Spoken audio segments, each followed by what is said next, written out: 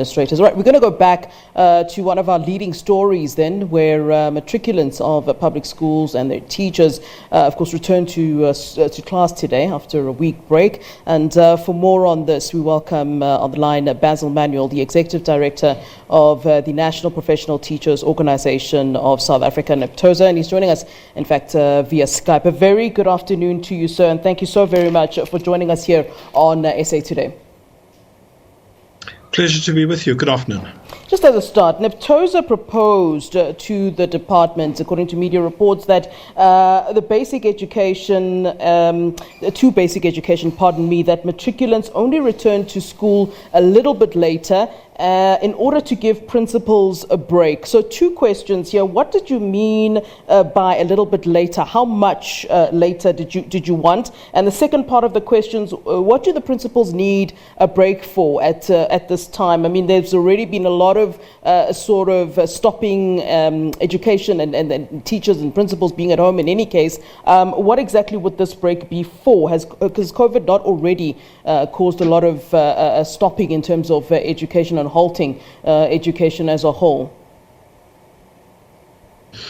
First of all, just in terms of our proposal, remember it was based on the very document we tabled, which suggested that the matriculants return on the 17th, and that would have given a 2-week break. However, we are also cognizant of the fact that this is not a negotiation, it's not bargaining, it's consultation, and there are many other voices. And so our voice was not necessarily heard in that. Yeah. But when you consider the fact that principals have been at school all this time, and that high school management teams in particular haven't had any break, and it is an incorrect assumption to assume that when we've been on lockdown or when we've been off, that management teams have just been sitting around. In fact, they've been at school since May, because the on and off start kept them there because we were waiting for the department to deliver goods, etc. So they have been around without a break, and it's based on that assumption that the vast majority of management teams have not had any break between then and now, that they too need a breather. That is part of the whole statutory nature of the calendar, that there are these breaks in between, given the nature of the job. Yeah, no doubt you've really kept a close eye on today's return to schools of matriculants. What is your assessment, and are there still sort of issues or many issues that you still believe need to be ironed out by the Department of Basic Education, and perhaps you can share those with us? Absolutely. Today has been a bit of a mixed bag. Most schools were back open. There was a bit of confusion because the calendar was published without the directions. And then, of course, the calendar suggested that everybody returns on the 24th. So there were some schools that lagged behind and that made an assumption, notwithstanding the fact that an announcement was made about today. And so learners have returned in various formats. We don't have the stats in terms of the percentage of the learners back. We've been concerned about the percentage having declined before the break. Now we are at the point again where we are going to start looking at those percentages and encourage parents to send their children back, because children are better off in school. But there are a number of issues that we are keeping a close watch on. Remember, the little break that we've had has not been only about the teachers' health and welfare and the children's health and welfare.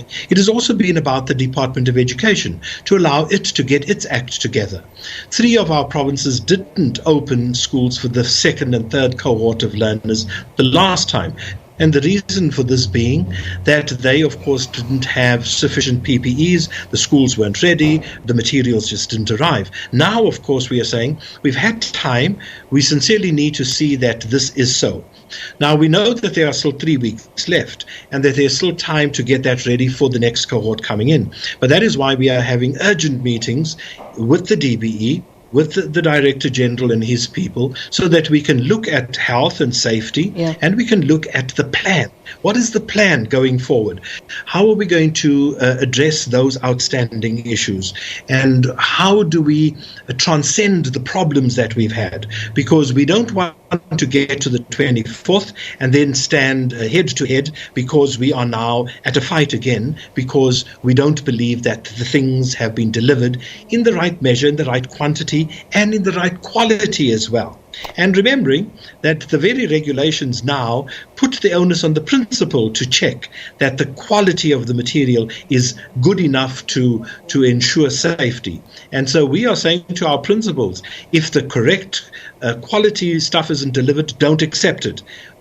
Demand that the right quality comes from the very people who are supplying it, which is the Department of Education. There's a lot to do. Yeah, I'd like to, for you to tell us really how those conversations are going with the Department of Basic Education. I'd assume that these are reasonable conversations, and each side giving through their sort of analysis and questions and answers and what they think should be happening going forward. And another question I'd like to ask, you talk a lot about the health and safety of pupils and teachers in Matric, but I'd also want to know about the mental health. I mean, there's so much pressure already during Matric for learners, and some of these learners might have other problems, problems from home and so forth, and then all of these issues are combined. I wonder if that's being paid attention to, as these learners will have to sit down and write those final exams. It's such a crucial year, really, without all these